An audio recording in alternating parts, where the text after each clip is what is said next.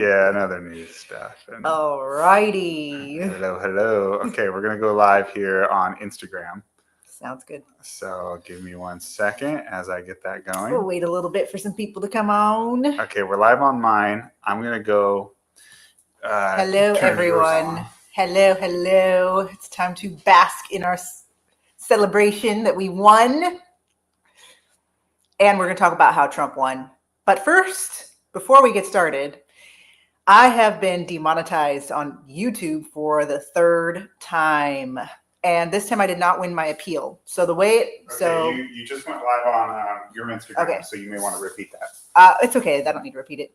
We're going to talk about how Trump won. So that's going to be fun. We're going to talk about that because And I don't know. Scariest thing on the planet, Matt Gaetz. Oh no! I'm kidding. Also, Joshua called it. I was not believing him. So Joshua, my husband, this is Joshua Fontanilla. Yeah, follow me too. He told me that Trump was going to win, and he had the exact electoral count. He said 312 Trump, and there's even a tweet to prove this. This is before the day of the election. My husband was saying Trump's going to win, and it's going to be 312 Trump, and he's going to win the popular vote. And my negative, depressed, realist self did not believe him because of what happened in 2020. And which I at first was a doomer on that too, but I came around. The statistics on the ground were just, it was obvious he was going to win. But yeah. So we are going to go into how Trump won. Before I get started on that, though, I wanted to tell you guys that I have been demonetized on YouTube for the third time, and this time I did not win my appeal. So demonetization means that when I post a video on YouTube, even though they can add ads, I don't get anything for it. I usually make around $200 to $700 a month from YouTube views, and they have taken that away from me. And they say the reason they say that they take it away from me is they say that I use reused content, even though every single one of my videos is me. You've never done that once. Yeah. I mean, you at least add captions and your own but commentary. Still, if you look at my YouTube channel, every single one of my videos is me. So obviously I'm being targeted, and I really do love YouTube. It's my favorite platform because you guys are very supportive of me and you get me. You get the satire right away. You're an intelligent audience. So if you do want to support my work or our work in our school, you can go to thinkexodus.org if you'd like to donate. I do not make any money from YouTube. So I'm here. I want to do more long form stuff, but it's pretty messed up that I'm being targeted by them and demonetized when I know there's a lot of people who do a lot worse things on YouTube and they make money from it. Yes. So, and just so you guys know, someone with 260,000 followers and millions of views, because I do get a lot of views every month, I still only make about $500 when I am monetized. So if you're trying to have a career in YouTube, it's pretty much you have to have millions and millions of followers and not be conservative. Anyways, yes, we would love Elon to buy YouTube and to just, he has the money. That guy is worth how much? $300 billion.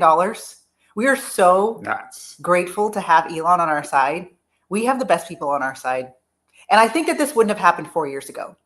So even though I didn't like that Biden won in 2020, whether you think he won it fairly or not, I think that a lot of people have woken up the last 4 years. And I think that Trump is being set up, because remember, it was Trump Pence in 2020. And I think Trump is being set up so much for a lot more of a successful White House this next 4 years than if he had won in 2020. So that's something to be thankful for. He would have still had all the swamp creatures in there. Yes. And he wouldn't have had the House and the Senate at the time. He probably would have lost both of those. And they would have kept it on impeaching him. And now they can't impeach him because he has the House and Senate. Yep. I mean, don't get me wrong. There's still a lot of rhinos. Yes. And that's going to be. And they're trying. Yes. And things are looking real up right now. And we're kind of the calm before the storm. But when Trump actually enters the White House, we're going to see a lot of flipping out from the left, and they're going to call him a dictator because he's going to get all of his appointees.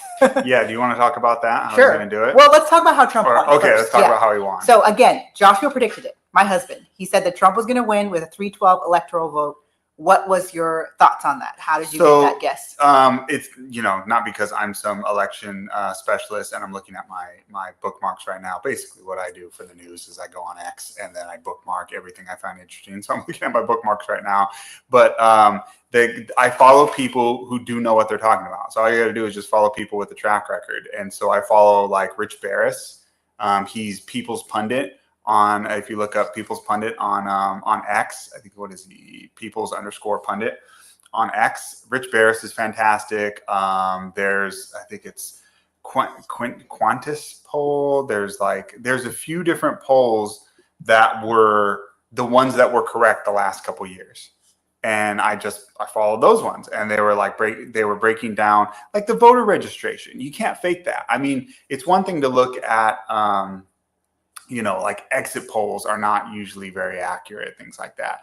But if you look at voter registration trends and you look at early voting, there's no faking that. Early voting is early voting. They voted, right? And you could see, okay, here's the amount that are coming in for Republicans. Here's the amounts coming in for Democrats.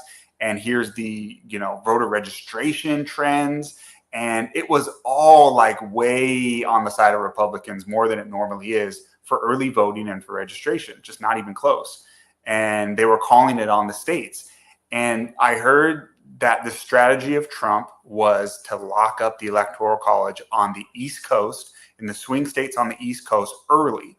That way, you couldn't do what happened in 2020, where at 3 a.m, vote count stops, and then, hey, what's going on? Shenanigans, right? You couldn't do it because the election's already called early.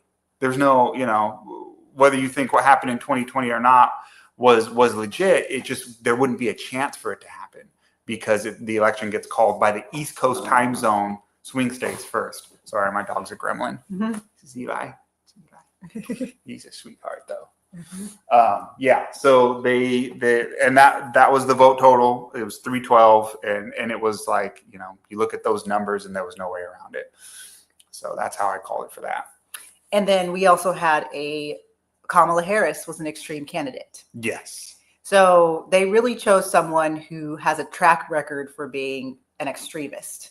If you look at Kamala Harris and her track record as Attorney General and her track record as Vice President, which isn't much, but her stances on things like illegal immigration, there was countless quotes of Kamala Harris saying that migrants, illegals crossing over the border should not be criminalized. She was horrible. And so horrible she was and she spent $1 billion in 3 months and still is 20 million in debt. Had every single celebrity that you can think of endorse her. Spent a ton of money on that, 10 million on Beyonce. And now I can't say the word Beyonce without thinking about Donald Trump. He has changed the word Beyonce for the rest of my life. Well, there's a song with him now. Something with Beyonce. Oh, Beyonce. Yeah. And now I hear the word Beyonce and I hear Trump. And I'm like, I love it. I just can't wait for the first presidential press conference where he says China. And then, true. And then Trump ran a really smart campaign. I mean, he had so many viral moments. It was like he took lemons and turned it into lemonade. Yeah. The assassination attempt and that incredible image of him standing up and putting his fist in the air, and saying, fight, fight, fight. The Biden calling Trump supporters garbage, and then Trump pulls up in a garbage truck. Kamala Harris saying that she works at McDonald's, but you can't find proof of this. And so Donald Trump goes and actually works at McDonald's for a day. Brilliant. He ran a brilliant campaign. Yeah. And hats off to his campaign managers, the people that were leading that, because they were getting a lot of flack. And I was listening to them a couple months ago. It was like, what is Trump doing?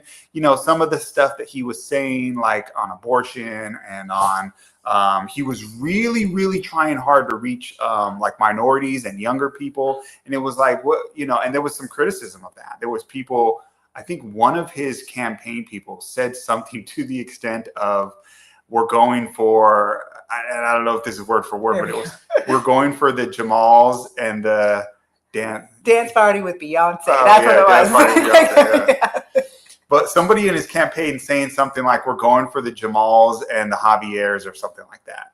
And that got a lot of flack. There was a lot of people who were like, yo, why are you doing that? Why are you focusing on minorities? They never vote Republican. It's not going to happen. And those people need to apologize because it worked. You know who else needs to apologize? Who? All of the people that were going Team DeSantis a year ago. Yeah, the ones who were saying Trump can't win. Also the ones that saying that DeSantis wasn't going to run, and Trump's being a crying baby, calling him out. Yep. If you guys recall, there was about almost, I would say, a good amount of conservative commentators were all of a sudden, at the same time, speaking against Trump. This was like a year ago, and promoting DeSantis. Not us. Yeah. And saying that that Trump's a crying baby. And I quote, that was one of the conservative talking heads. And saying that Trump can't win. We were hearing that a lot. That Trump can't win. They were saying that the media is propping up Trump. Yeah. So that he can be the nominee because he can't win. Yeah. And so I just want to remind you guys of that because that was a really crap take. It really was. And a lot of those people were being paid. That was a paid campaign. It was paid. And I you know what? DeSantis is fine as governor. I agree. As governor, DeSantis is fine. We're in Florida. Yes. Love it. He did a great job with the hurricanes. Like I like him as governor, but it wasn't his time yet. Mm-hmm. And if he wants to earn our trust to be our leader as president, he needs to be supportive of Trump, right? Yeah. Which so he's doing. He's doing now. Yeah. And I think a lot of people, the influencers. And you know what? Even JD Vance wasn't a fan of Trump. Yeah. At first, so there was a time when he wasn't a fan of Trump. And I think that I was very critical of JD Vance because of that. Mm-hmm. And like, hey, but he's proving to me that he's a good guy. The more I'm listening to him, because I'm never someone who just immediately supports someone because everyone tells me to do that. Yeah. But I've been listening to him, and I think JD Vance with a beard is much better than JD Vance without a beard. JD Vance without a beard was kind of a farva, and JD Vance with a beard is, kind of an alpha, So, and he's proving to be someone that is hopefully will be loyal to Trump. But time will tell. Words are always words. Yeah. And we're going to see how all of this shakes up with the White House. Things are looking amazing with Elon Musk and Vivek. Even Vivek, I'm a little weary of him, but I also think that he's a smart guy. And I'm glad that he is working with Trump instead of against Trump. And I think that's really good. And Trump is a uniter. I mean, look, he got Tulsi, Elon, Vivek. It's pretty crazy. And now this is like legendary stuff that's happening. And now we have JFK. Or RFK. RFK Jr. Yeah, sorry. I don't know what I was thinking. RFK Jr. and that's like, he's a uniter. And that's really cool. And I think that also Trump is a uniter amongst people that voted for him because we are a very diverse group. I am someone that doesn't like Bush. I don't like, the Republicans of 10 years ago and 15 years ago. The Cheneys and all of them. And I'm really glad that I have someone that I can actually vote for and support because there was a time when I felt like I couldn't support either party. So this is a very exciting time. And should we talk a little bit? Okay, because this is called How Trump Won. So let's do really. I saw that. I was going to put that out. You did. I did. Let's talk a little bit about how he won briefly. Yeah. And then we can talk maybe about what's going on right now. So I saw Charlie Kirk put out a tweet where he said that the way that the Trump campaign did his campaign was basically throughout the old playbook.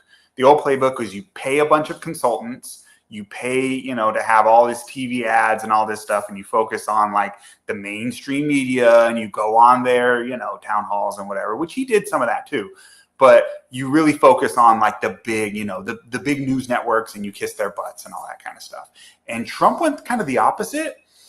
And he went to podcasts, which was different. And then the other thing that he did was he didn't try to focus on the high propensity voters. So people who have a record, they've voted in, midterm elections and and they've done it for multiple years. What his campaign did was really smart.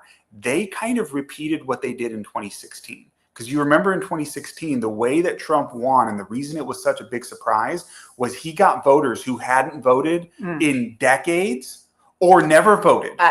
And so you couldn't poll those people because they weren't on the radar of the polling agencies. And they came out in numbers. Now, they didn't come out in the same numbers in 2020. I mean, they still did, but, you know, it was a little different in, you know, during COVID and all that. But so he went after them again.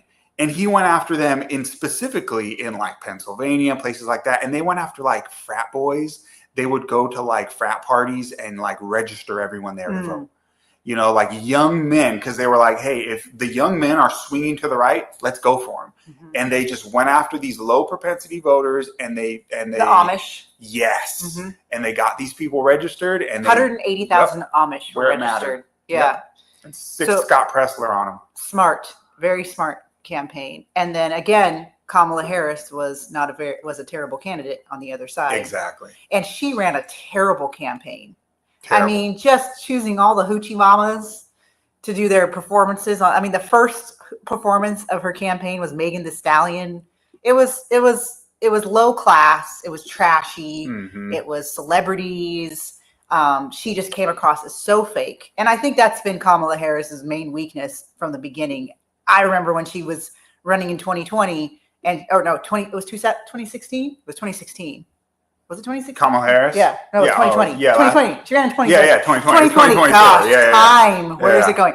So she ran in 2020, and I remember just being like, this woman is so fake. She just does not come across as genuine, and it's been proven that she's super fake. I mean, the phone calls, the fake phone calls that she would do, and there's like nothing on the phone, like she's just talking into the phone, like. And just her record was terrible. And so I think people, and what's so beautiful about all of this, which really I've been walking with a pep in my step the last couple of weeks, is the fact that even if Trump, even if it ends up being a bunch of drama this next 4 years, which it could be, you know, they hate him. And I think least on the media, they do want to collapse the country, and they could do it under him and blame him. Yeah. And that's what I'm worried about. I'm worried about them collapsing the country under Trump and then blaming him and being like, it's all his fault, right? Like they did in 2020. Yeah. So like what they did, a repeat of 2020, but worse. But what makes me so happy is the amount of people that voted for him, because it really wasn't even just a vote for Trump. It was a vote against all of the hyper extreme leftism. Well, and he got a lot of Democrats too. He got a lot of guys who were like the RFK and the MAHA people, the Make America Healthy Again people. He got a lot of them too. And, you know, regardless of whether you think about Trump, he followed through on his promise. Like he could have just used RFK, got those people's votes, and then said, peace out. Yeah, Elon. And no, they're in the admin now. Yeah. So, yeah. Should we talk about some of the nominations? Sure. So I think what Trump is doing is the like shotgun approach, where you just kind of hit him with so many things, right? Attorney General Matt Gaetz. Heads are exploding right now. He's hitting them. And this is what the left has done to us for the last few years, where it's like you turn on the news, and there was a time where it was like every day another crazy thing was happening from the left. Obama's doing something, then Biden's doing something, and it was something crazy, and they just keep coming, and you can't even keep up with it. And I feel like that's what Trump's doing now to them. He's turned the tables around, and it's like, here's this nomination, here's another one, here's another one. I mean, they're coming out like 5 a day, and if you notice, they've been building. He gives some, you're like, oh, who's that guy? Oh, okay, I guess he's good. I don't really like the guy who's going to lead the Department of Defense. I didn't know who that was. He's a Fox News host. I don't watch Fox really, but that guy apparently they were mad about. And then it was like Matt Gaetz, and now they're like, whoa. And then it was like, here's RFK Jr. They're like, it just keeps getting crazier and crazier. And so, but I think that's going to be the first battle, right? Is can he get these people through? And the debate is, can he just do the recess appointments? That's the debate. And what is a recess appointment? So for those who don't know, the Constitution says that the Senate has a advise and consent role, meaning they get to approve his cabinet appointments. But if they are at recess, if they're not in session at the moment, then a president can appoint somebody while they're at recess and just say, hey, that's the interim person, basically, until you guys come back and make a decision. So a recess appointment is Senate adjourns, Trump puts them in, right? But they have to kind of agree to that. You kind of have to have a Senate leader who says, I agree to call a recess because I know you're going to do that. It's never really a surprise. It's kind of planned. Well, there's a loophole. And the loophole is Article 2, Section 3 of the Constitution, which says that the president can adjourn both houses of Congress whenever he wants to, basically. And then once he's done that, it doesn't say this part, but he can, once they're adjourned, he can put in everyone. And if he does that, they're going to call him a dictator for sure. They are going. He's probably going to do it. And the reason why he's going to do it, guys like Matt Gaetz already resigned from Congress. Like they're already like, there's no need to keep the old Congress position because I know I'm going in. And so it's happening. And then you look at Moderna stocks after RFK Jr. was appointed, and it's like Trump's going to get his cabinet. He's going to get what he wants. They're going to flip. So right now, the left is pretty calm. We haven't had a bunch of riots. There was a big protest in Chicago. I think they're stunned. But I think that they are going to pop off when the deportations start to happen. Yes. The guy that he appointed for immigration control, I don't know his name. Oh yeah. But Holman. Yeah. That guy's base. Yeah, he's a no nonsense kind of guy. And right now, just so you guys know, deportations are happening right now. Yeah. Deportations happened during Biden. Deportations happened during, Obama. Obama was known as a deporter in chief. Yep. There was a year where he deported more people than ever in our history. Yep. We just don't hear about it. But when when the Trump deportations are going to start, we're going to be hearing sob stories in the news about deportations. Yeah. That's cool. Thank you. We're going to be hearing sob stories about the deportations, just like how when they wanted us to be scared about COVID, you log into CNN and every single day it was a headline about someone dying from COVID. There's still people dying from COVID today. Yeah. I mean, technically dying. But you don't but you don't hear about it. So they're going to push sob stories about deportations, and that's when the left is going to start popping off. We're going to see them. And here's the thing: if they pop off like they did during the Summer of Love. BLM's Summer of Love, as bad as that, Trump is going to order troops on them. Yeah. And he is going to do exactly what the left is accusing him of. Yeah, he's going to have to. He's going to have to, exactly. Yeah. And that's what they want. So now there's a calm before the storm. Go ahead. Yeah, I do think they're going to try and be a little smarter about it, though. So somebody mentioned AOC photo ops. It just reminded me, you guys know that AOC removed pronouns from her Twitter bio. Yeah. That's a big deal. When AOC does it, that there's a reason for this, guys. Somebody told her to do this. She's not that smart. Somebody told her to, and there's a strategy. So there was an article that came out, it was on Vox, maybe 2 or 3 weeks before the election, that said that if Kamala loses, because they were expecting her to lose, they knew, they just weren't telling their people, expect the Democrats to shift to the right. And I do think you're going to see that. I think, the way that Kamala was kind of pretending to be about freedom and to oh no, we want to, do tax breaks and stuff. Nobody believed her. And she was all of a sudden pro border control. Exactly. Border control. They're going to do that kind of stuff to confuse and make it seem, no, both sides are moderate. What are you talking about? And they're going to pretend the last 10 years didn't happen. And they're just going to moderate. They're going to cut down on all just like how they pretended they weren't the ones who were in favor of lockdowns and forced shots during COVID. I mean, you don't hear anything. You don't hear them talking about how we did such a great job during COVID. You don't hear them talking about that. Because they lost in a landslide. I mean, they lost the popular vote. The smart ones are going to want to moderate. Yeah. The crazies are still going to be crazy. Mm-hmm. And the crazies are going to be mad about it. And those are the ones that I think you're talking about. And they're still going to want to go nuts. And they're going to, Summer of Love would probably again. And that might actually rip the Democrat Party apart. Mm-hmm. That friction between the moderates and the far left. But we'll see. But let's just take a sigh. I wait for China. Wait for him to say it. Yeah. I'm excited for. This is what I'm excited for. I'm excited for Christmas during Trump presidency. Melania, the beautiful Christmas. White House that she does instead of the clown show. And I hope that Melania gets her flowers like she does, like she should. Yeah, can we put her on a because magazine? She is so classy and beautiful. and has great style. Literal supermodel. And then I'm also excited for Trump and the 250th birthday of America, of the U.S. Oh, yeah. And So his celebrations for he that. gets the World Cup, The Olympics. the Olympics in LA, and the 250th celebration, and I think something else of America. It's just, yeah. We need to pray a prayer of protection over Trump, and we need to make sure that they're not done. Why you gotta be mean to gingers? These evil people will not rest. They will not rest. Yeah. They may go dormant for just a moment. We're not hearing from them that much right now. Yeah, there's a plan. But there is a plan. And if they do take out Trump, that's going to be very hard on a lot of us. Yeah. It's going to be very hard on a lot of us because he is a figurehead. He's a figurehead of a movement. And the movement is very positive and beautiful.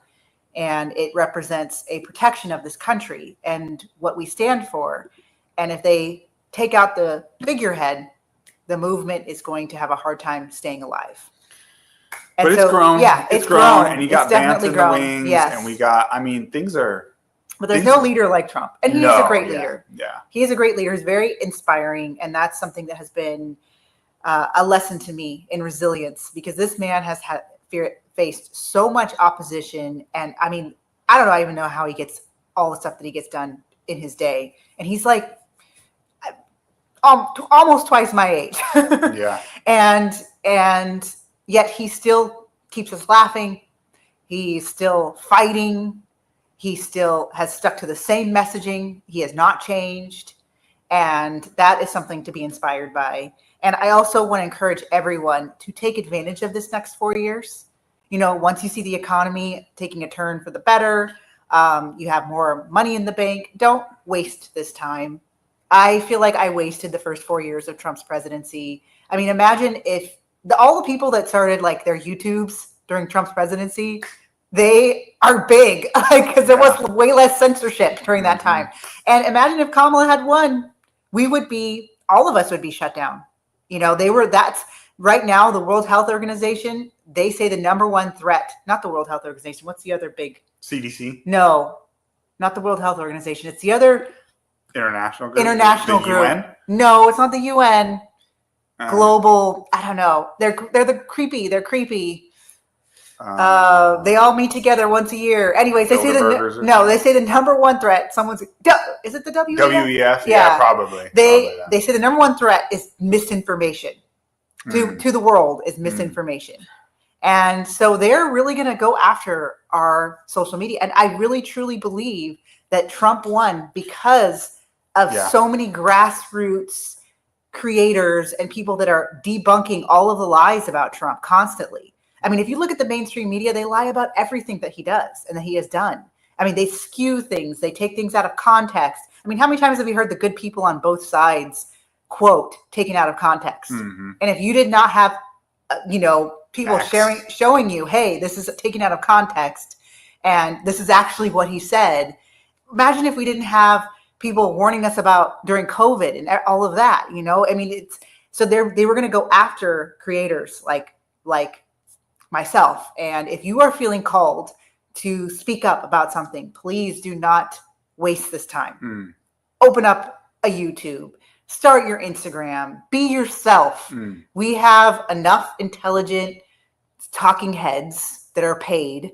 We need more everyday Americans to stand up in this fight. And also, open your small business. Think about the dreams that you've always wanted to do. Pursue them, because right now we're getting some bot time. We're getting some bot time, and do not waste it. That is just take care of your health so you can take advantage of this next 4 years. This is my cheerleading teacher colleague pep talk for you guys and for myself, because I don't want to waste this 4 years. We've been given a gift and we need to take advantage of it. So yeah, Trump won. Are you guys shocked? Were you guys shocked? I was pretty shocked. I didn't believe Joshua because he knew that he was going to win. Yeah, I knew, but I was also. It's such a relief. It still doesn't seem real, and it's gonna be interesting because he's learned some lessons from last time. So it's like, how is this going to work? You already see the way that they're going to attack. You're probably going to see things like Europe and other countries are going to start cracking down on X and making it so they can't. They would have shut down X if Kamala was going to win. Oh yeah, for sure. But they're going to do it in other countries now, and then they're going to do it in blue states are going to do that kind of stuff, and then you're going to see things like I bet you will see an omnibus bill come out pretty soon from Congress where they will pass a bill that'll fund everything that they want the way it currently is right now over through the next year, so Trump doesn't have a chance to cut the budget. Expect them to do things like that. Oh, we're also going to see some surges at the border. That's why Texas is setting extra patrols right there. They're trying to get in before Trump. So what is Trump going to do when what's Elon going to do and what's Trump going to do when they start doing that kind of stuff? Whatever he does, when they're firing people with DOGE, the Department of Government Efficiency, that's going to go to court. They're going to sue. Expect that stuff to happen. So, and they're going to lie about who's getting deported. They lied.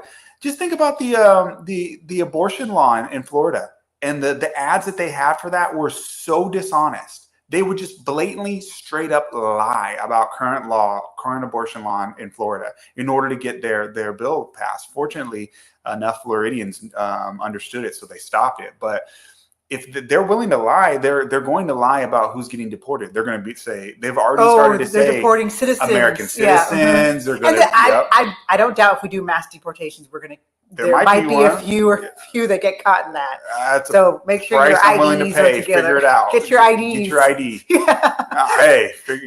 Make sure.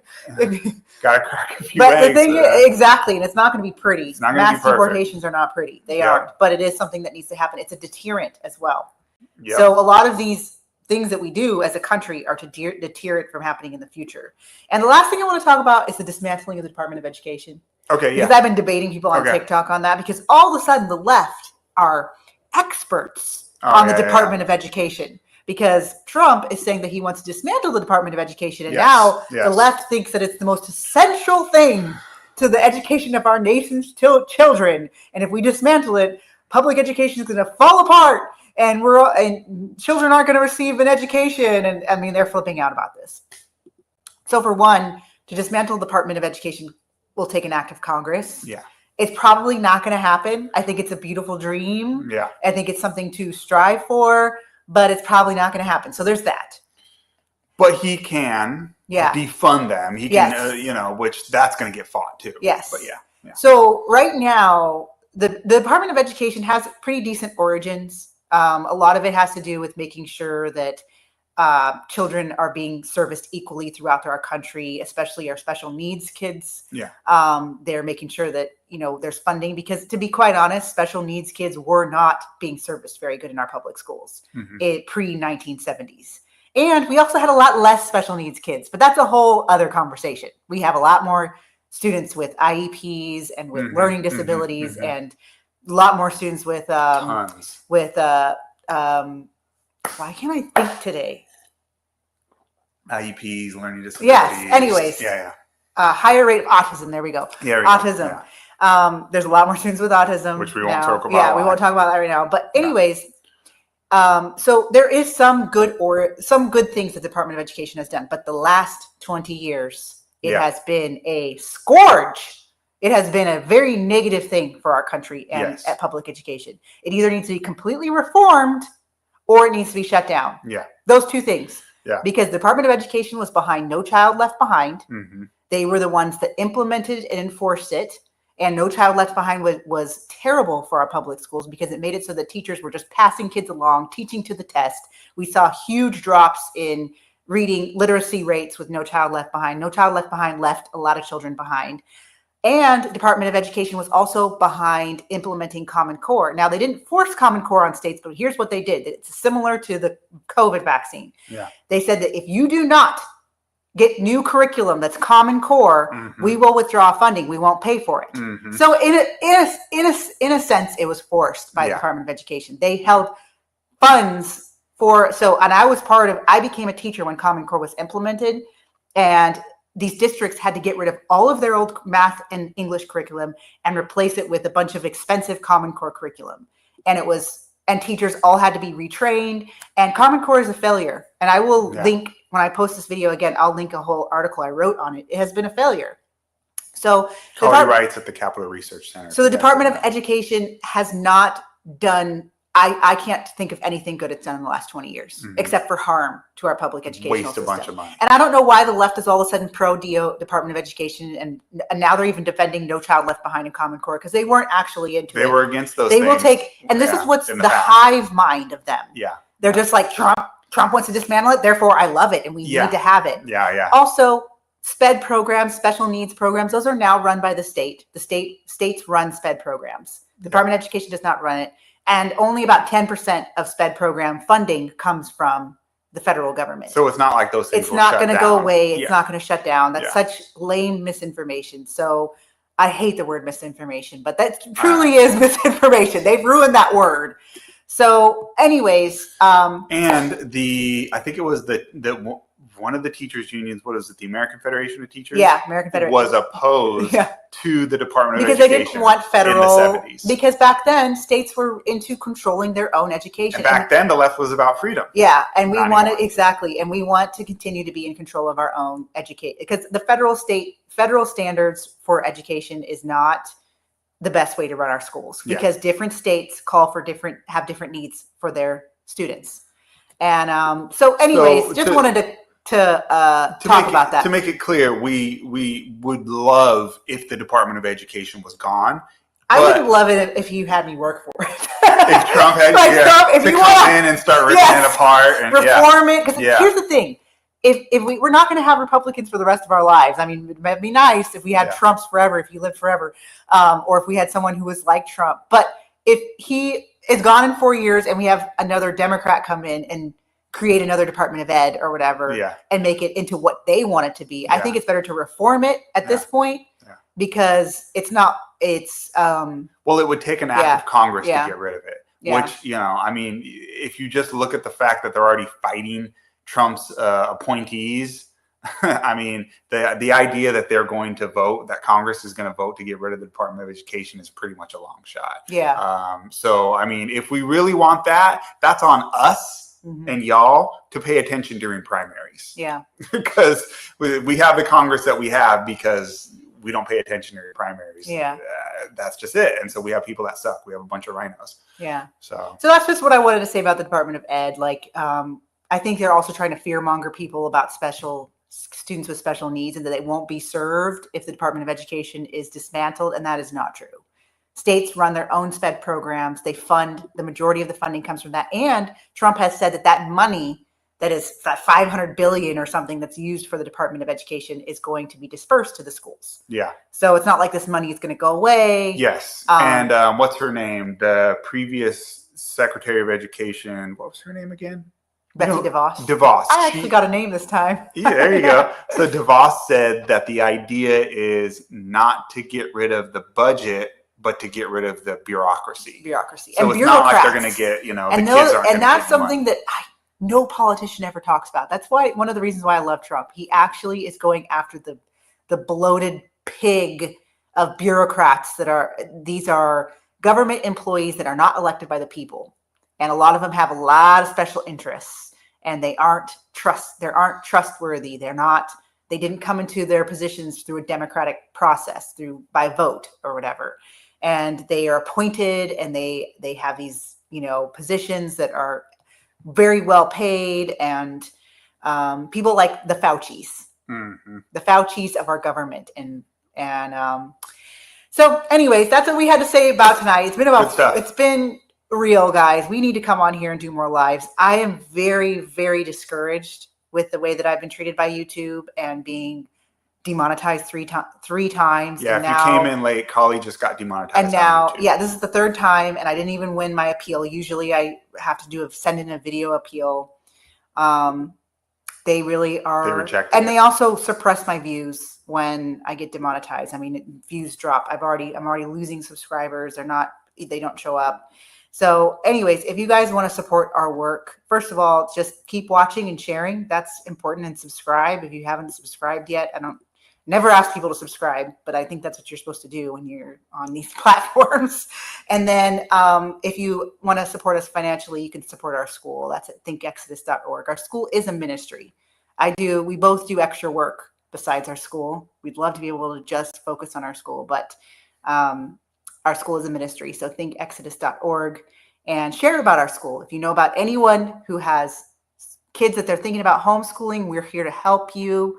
We're teachers you can trust. We have a staff of teachers that are conservative and will not teach your child that there's more than 2 genders.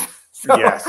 In case you didn't know, our school, we have a fully accredited K through 12 private online school program that, if you want to homeschool, you want to pull your kids out of school, but you don't want to do the teaching, we can take care of all of that. Or if you want 1 class or 2 classes that are taught by credentialed teachers, you want to do the rest of it yourself. Yeah, you can do it a la carte. And then also the other thing that we offer is at our school, we have supplemental courses, which is very inexpensive, $20 a month. That's not the fully accredited one. That's different. But that one is classes taught by me and Kali, and we debunk all the woke nonsense with on-demand on-demand video lessons that you can even take. Kids can take it on their phone. Yeah. So pretty cool stuff. But that's all at thinkexodus.org. And you can also donate there if you want to support our ministry. Yes. And I want to do another live where I talk to you guys all about our school. I haven't really shared about it enough. And that's just my own personal, I don't like sharing about anything that I do because I have, imposter syndrome, I guess. I can't believe that we have our own school and everything that we've done. But it's a really great school, and I love our students are amazing that are in our school. I think we have about 160 right now at this point, but we can have more, and we're open for enrollment. So absolutely. God bless you guys, and thank you for joining this live. It was really nice having you, Eli. Eli says hello, and Eli, he's been chasing the cat. He's been chasing our cat, Melon. Our little sweet. And we'll do this more. We used to do this pretty regularly until we got super censored, and then we stopped, but we can't let them win. Got to be more like Trump. Amen. All right. Bye, guys.